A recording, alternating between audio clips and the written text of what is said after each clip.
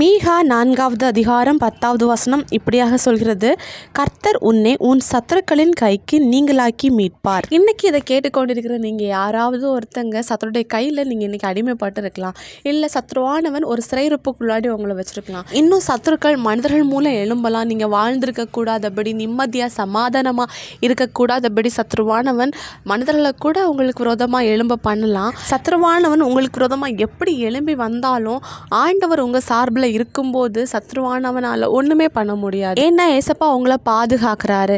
ஆண்டவருடைய பாதுகாப்புக்குள்ளாடி நீங்கள் இருக்கும்போது சத்ரு உங்களை தொட முடியாது. சத்ருவானவன் எப்படி எழும்பினாலும் அவனுடைய கைக்கு ஆண்டவர் உங்களை விலக்கி மீட்பார். நம்முடைய ஏசப்பா நம்மளை பாதுகாக்கும்படி நமக்கு ஒரு கோட்டையாகவும் அரணாகவும் கண்மலையாகவும் இருக்கிறாரு. இன்னைக்கு ஏசப்பாவை நீங்கள் விசுவாசிங்க.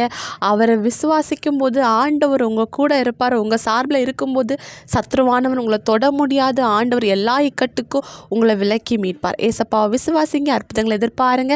இயேசு கிறிஸ்துவின் நாமத்தில் ஆமேன்.